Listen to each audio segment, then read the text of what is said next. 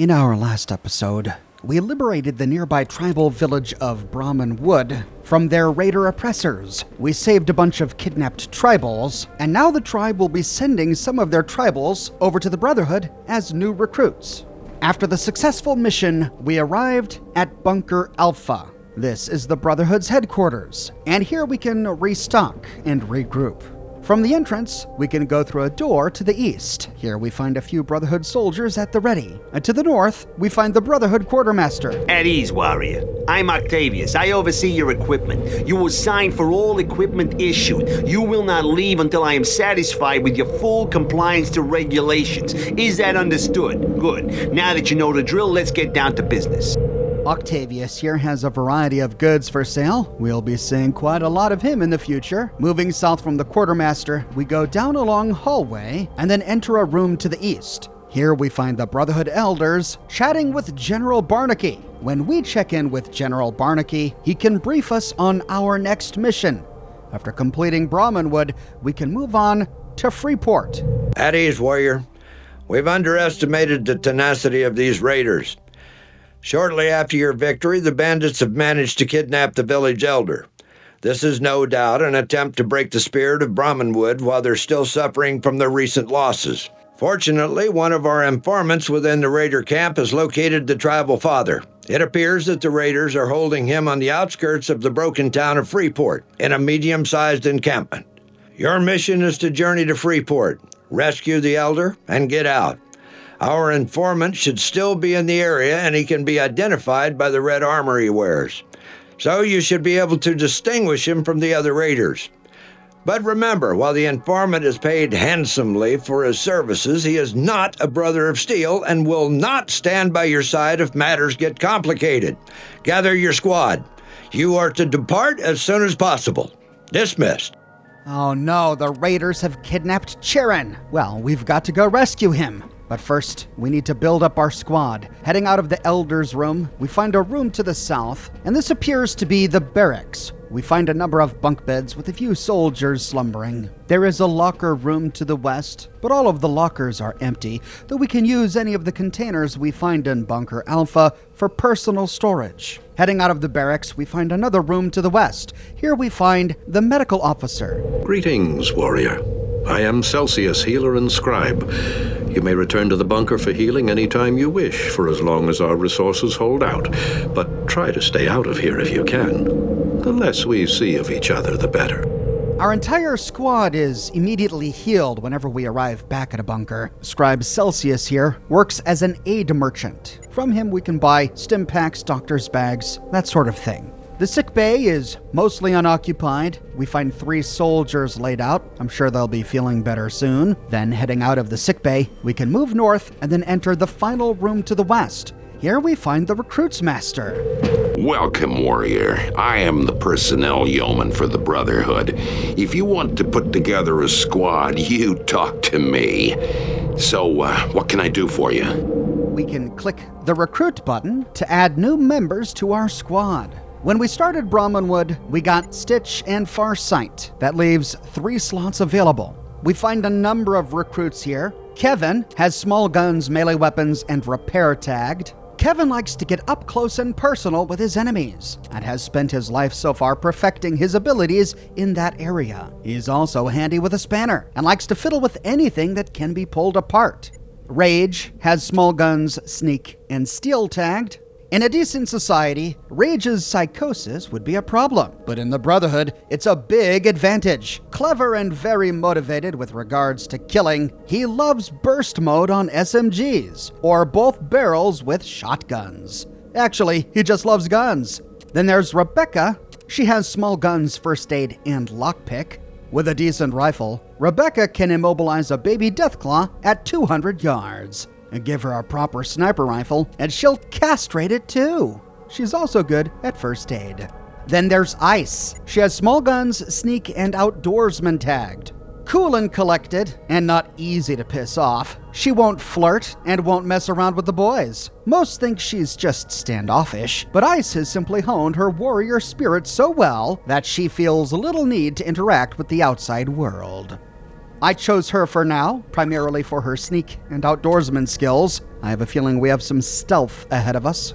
Then there's Mandy. She has small guns, first aid, and sneak tagged. A talented field nurse who cares about the people she treats, Mandy is sometimes a bit squeamish about her job.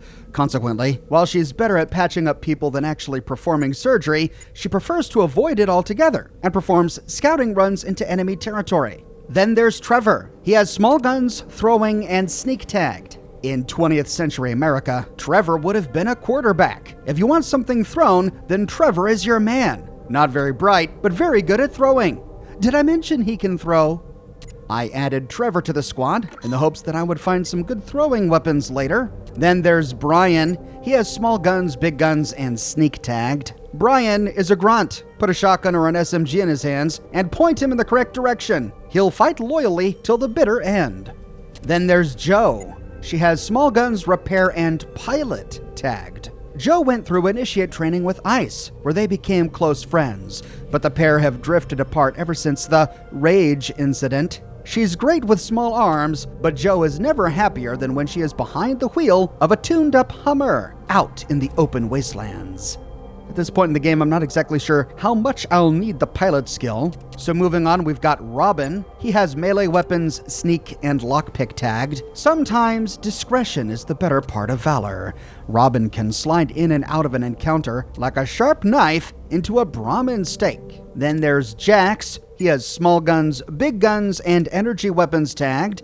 Need to take out some dug-in enemy snipers? Rush Jax in to flush them out. If he dies in the process, well, that's war. He's good with small guns, big guns, and energy weapons. Finally, there's Torn. She has unarmed, melee, and traps tagged. Surviving a childhood growing up in the wilderness meant that Torn had to develop fast and deadly hand-to-hand combat skills. She also developed a sharp eye and a keen sense of danger. For the sixth and final member, I added Torn, hoping to make use of her unarmed skills. Then, after leveling up Oxhorn, Farsight, and Stitch, I went to the quartermaster and bought 2 unarmed weapons, mace gloves, and I gave them to Ice and Torn, each of which have unarmed tagged. Then I gave hunting rifles to the rest of the crew, since all of them had small arms tagged. I only had a few throwing weapons for Trevor that I picked up in Brahmanwood, and I gave them to him. When ready, we can head to the exit grid to move on to Freeport. We find Freeport slightly northwest of Bunker Alpha. Now, as General Barnaky gave us the impression that this is a stealth mission, the entire squad crouched down as soon as we arrived. Moving forward, I saw what appeared to be a gully separating us from the town of Freeport. I wanted to do some reconnaissance, so, grabbing Ice, who had the highest stealth, I sent her down into the gully.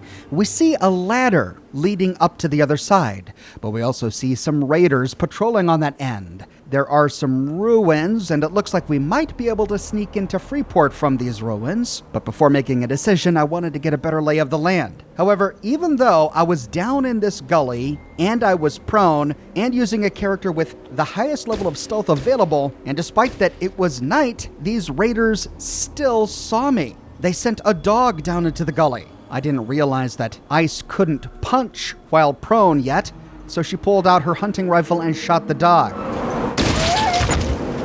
The dog was dead, I continued to try to stealth by, but these raiders just saw me. They sent another dog at me. Now, this is clearly my fault because I'm not using the stealth skill like I really should be.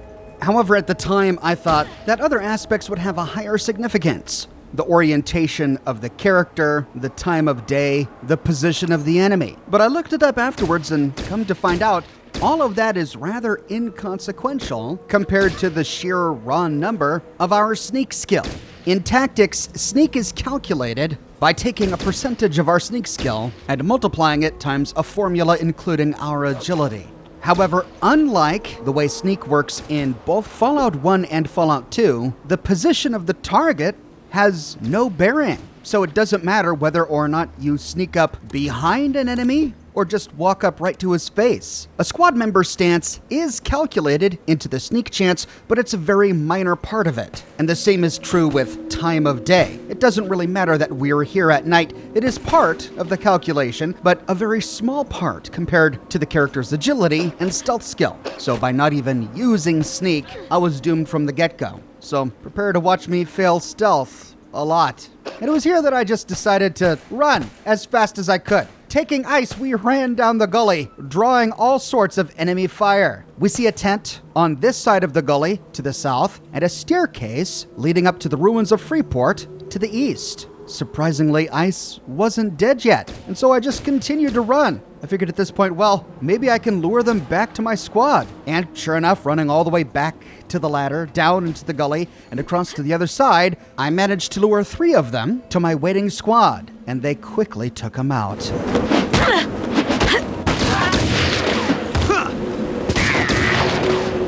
One dog and 1 raider traveled down into the gully, but they couldn't see me, and so I grabbed Farsight, my sniper, and took out the dog.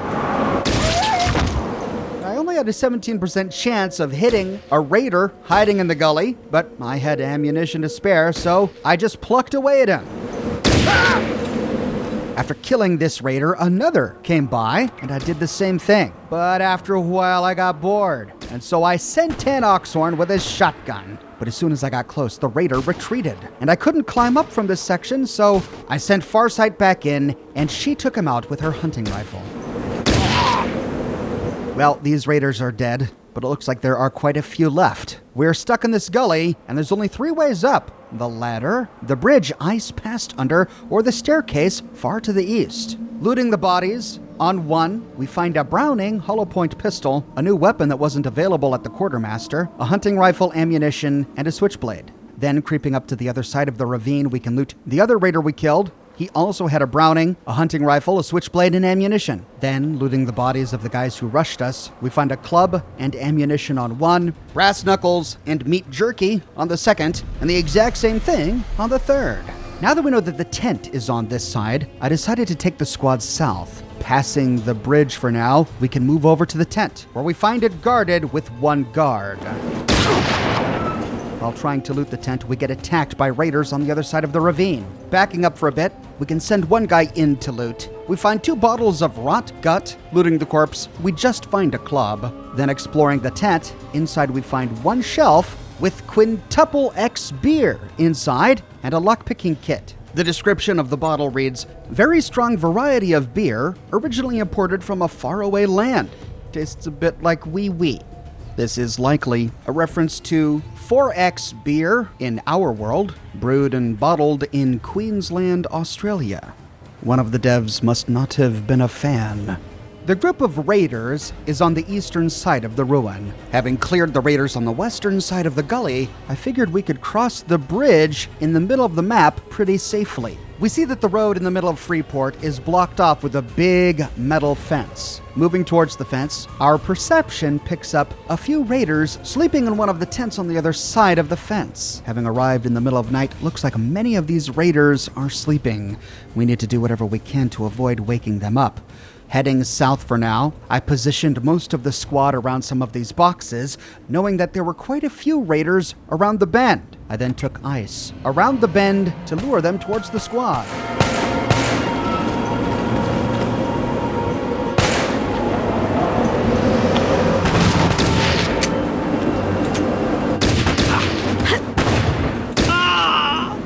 It worked for 2 of them. On the corpse of 1, we find a 9mm Beretta, a switchblade, and ammunition, and the other was carrying a 9mm and a switchblade. Then, moving around the corner, we can kill a final raider. And like the others, he also was carrying a 9mm and a switchblade. There is a barrel on fire here, and around the barrel is a bunch of booze. We can pick up 4 bottles of rot gut. I was about to move into the ruins when, to the south, we see a man wearing red armor crouching down. This must be our informant. Sure enough, moving into the ruin, we find that it is. Keep it quiet, and I'll tell you what I know. They've got this tribal father stashed away in one of the tents. I can't be sure which one exactly, but he's definitely here. I suggest you do this while everyone's still plastered. We just came back from a successful raid, and everyone's been either drinking or helping themselves to the prisoners. That's all I have for you. I'm not gonna deliver him to you for what you're paying me. Oh, and by the way, we never met. So don't try to talk to me again. I could get killed for helping you. Or worse. With that, our raider informant stands up and runs off. After using Stitch to heal up the party, we can explore the ruin the informant was in, but it was empty. The fence to the west doesn't have a hole or a gate, so from here we see our only path forward is to take the road to the northeast. We see more ruins to the northeast, and at this point I was still trying to play it stealthy, so putting ice on her belly, I had her crawl into one of these buildings to see what she could find. Inside, she found a raider sleeping. I had the bright idea of sneaking in behind him and pummeling him to death while he was asleep, but just as I got close... Oh...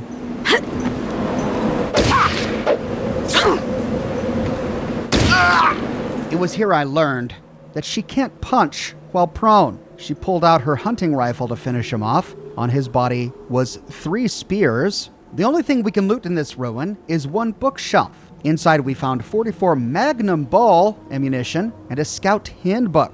Crouching down and continuing to explore, I was still, even at this point, trying to give stealth a go. Walking out of the ruin, we see a raider with his back turned. In the dark, crouching down, with my high stealth character, I thought, sure, I could sneak up on this guy. Oh, but no.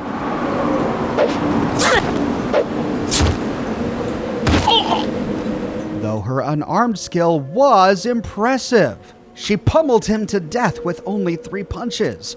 On his body was 3 spears. With these raiders dead, we can move the squad into the ruins and use Stitch to heal on up. Looking north, we see a ruin off to the east and a raider by a fire pit in the middle of a clearing. I tried to give stealth one more go with a different character this time. Torn, she still had high stealth. I put her on her belly and had her crawl behind the raider. But...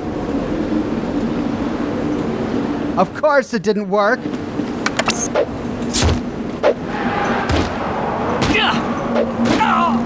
She also had a high unarmed skill and pummeled this guy to death. On his body were 3 more spears.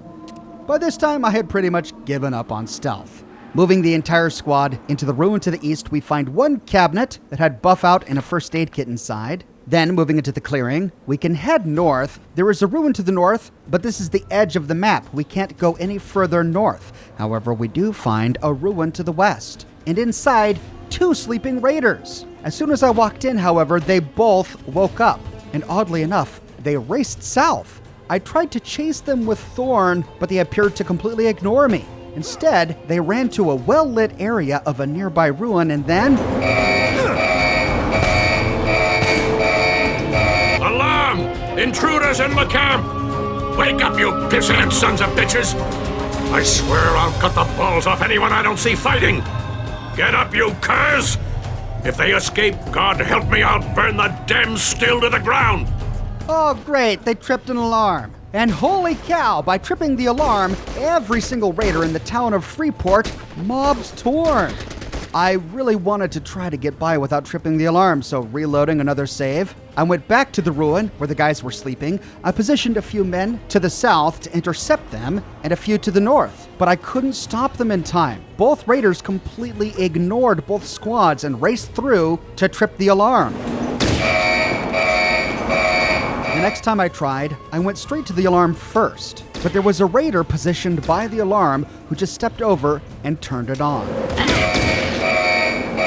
So reloading my save, I tried again. This time, I kept the squad outside the ruin and had Trevor wait until the raider left. Then, sneaking him into the ruin, I had him break the alarm. But he got discovered by raiders from the west.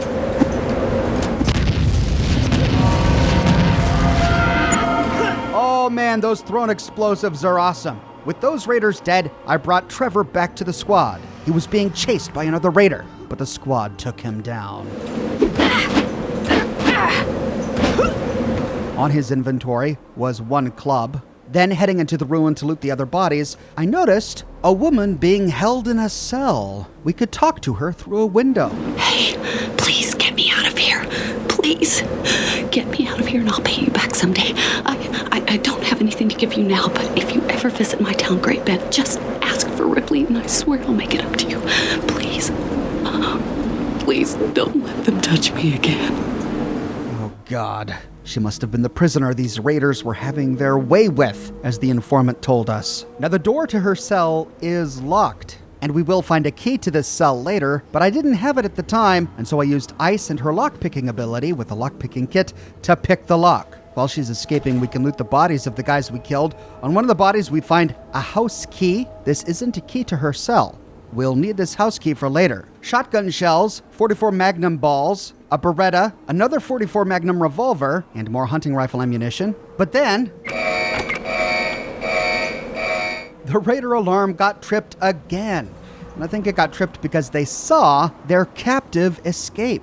It's possible for the captive to be killed during her flight. And since clearly the raiders have more alarms scattered around Freeport, it probably would have been wiser for me to wait until I had cleared all of the raiders before freeing her. But by now I was tired of getting through this encounter without tripping the alarm, so I didn't care. I went to the northern hut where those two raiders were sleeping and just killed them.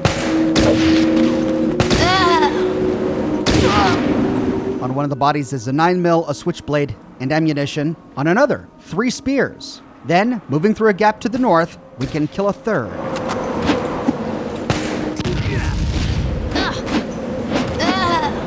On his body is another 9mm, switchblade, and ammunition. While looting, we got attacked by more raiders from the south, but my squad took care of them while I was busy. On the body of this raider was 3 more spears. Moving south back into the ruin that had the alarm, we find that the raiders have tracked us down. And here we get assaulted by half a dozen. But with my entire squad armed with hunting rifles and set to aggressive, we picked them off as they entered the ruins.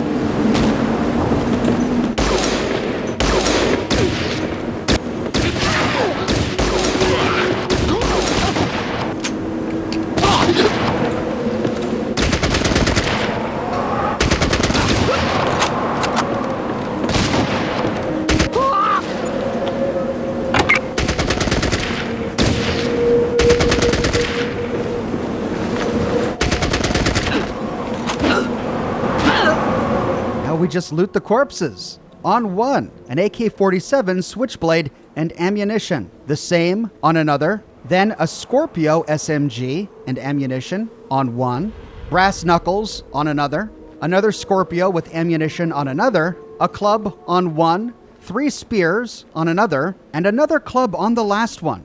At this point, I had completely given up on some sort of stealthy infiltration. Now, we were running and gunning. Moving west, we see someone in a tent, but before we can explore the tent, we get attacked by more raiders from the courtyard.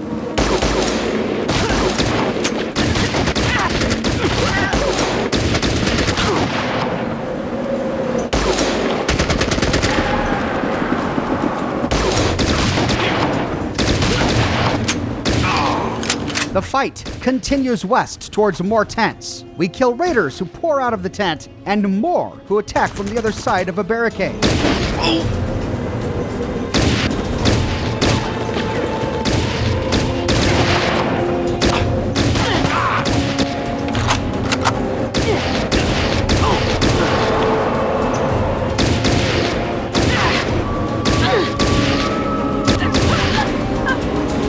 One of the raiders we killed was O'Reilly, the raider boss, the guy who shouted at everybody when we tripped an alarm. On his body is a machete, an MP5 H&K automatic rifle, buff out, the prison door key, in case we hadn't picked it, and ammunition. Inside the lowest tent, we find a pot with Nuka-Cola and a hunting knife inside. It was then we got attacked by another raider from the other side of a wall. I sent in Ice to punch at him through the window. And he goes down. Inside another pot, we find Bug on the Shell, which is a cooked desert beetle, one of the only ones we find in the world, not on a merchant's inventory. Scattered all over the ground are meat pies. We find one by some barrels next to where we killed O'Reilly. Moving south, we can loot another corpse. We find a switchblade, another AK-47, and ammunition. Then by the fire, in the middle of the road, we find more meat pies, rot gut, and jerky scattered around the fire. On the corpse, we find another Scorpio and ammunition. And now we're just looting bodies. On one, a club. On another, a Scorpio and ammunition. And on another, a club. There are 2 tents to the southeast. In one, we find a crate, and in the crate, another meat pie, more rot gut, and some ammunition. The southern tent is completely empty, as is the ruin just south of these two tents. Moving to the tent directly north of this, where we saw somebody inside earlier, we find none other than Sharon. Thank the Brahmin god of rescue you're here. The scoundrels clubbed me from behind while I was making water in the woods, then put me in a sack. A sack! Me! It's obvious that these cretins were never taught to respect elders. I can tell you little more, but I know that braggart of a raider leader hides his ill-gotten treasures in his tent. Perhaps it might be worth your while to pay him a visit. I am ready to leave. Talk to me again when it is safe for me to dash to safety. Sounds good, Sharon. You stay here. We'll tell you when the coast is clear. Looks like O'Reilly has some loot stashed in his tent. We haven't explored it yet, but there are just so many dead raiders. We've got to loot them all. On another, we find 6 spears. Then moving back towards O'Reilly's tent, we can explore these final 2 tents. In O'Reilly's, we find a chest. And in the chest, 250 ring pulls, which are basically bottle caps in this game, 2 stim packs, 45 caliber ammunition, another Colt 45, and iguana on a stick.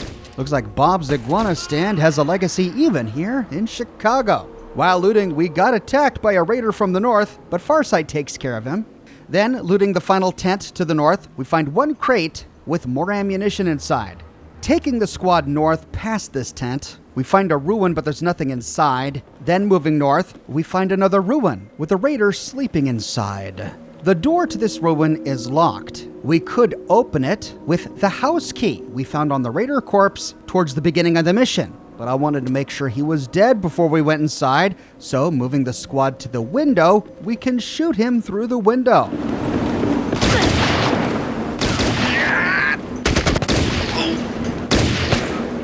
And doing so, we caught the attention of another raider hiding by a car to the east.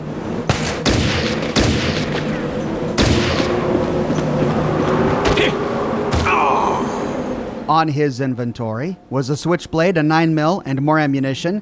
Then heading back to the raider shack, we can use the key to enter. On the body of the raider is a broken bottle, an AK-47, and ammunition. Inside we find a chest with a Browning and ammunition inside. There is meat jerky and rot gut lying on the ground, and that's it for the shack.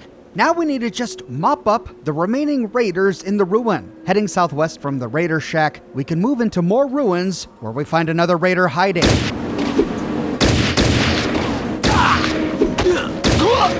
On his body was a club.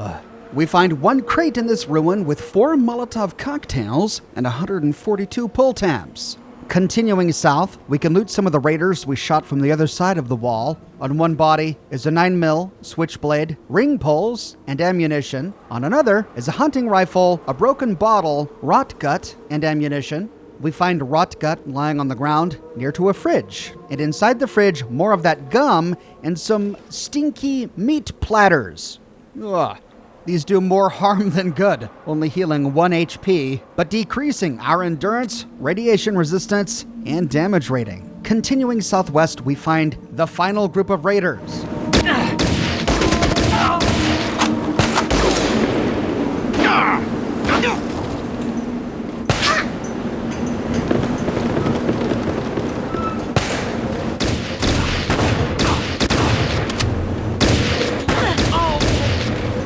On one body, we find a switchblade, a 9mm, and ammunition. The same on another. And on the last, an AK-47, switchblade, and ammunition.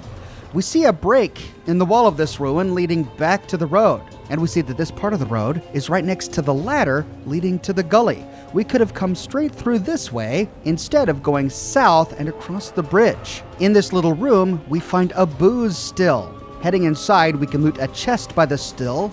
Inside, 326 pull tabs and 2 bottles of rock gut, and we can blow up the alcohol still by shooting it.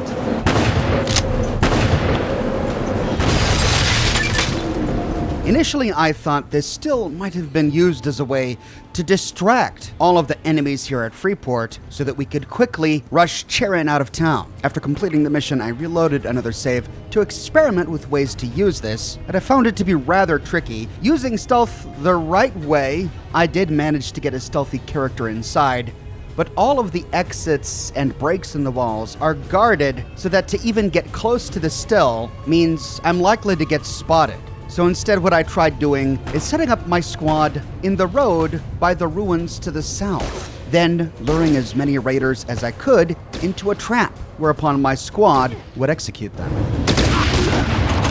But there are still a number of raiders who like to hang out by the still, and so I tried using Trevor to throw a grenade at him.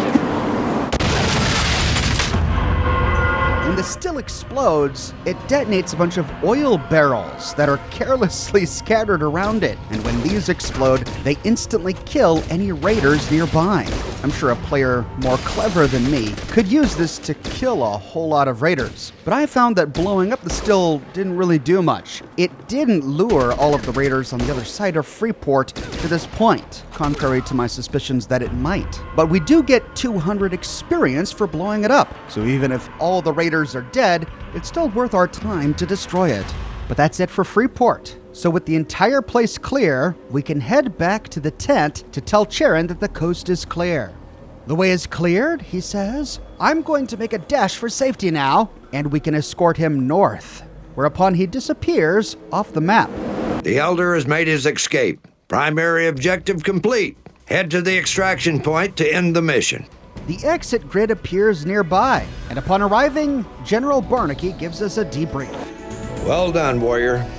On his safe return, Brahmin Wood's Elder informed our inquisitors that he had been moved from camp to camp, presumably to keep his location a secret.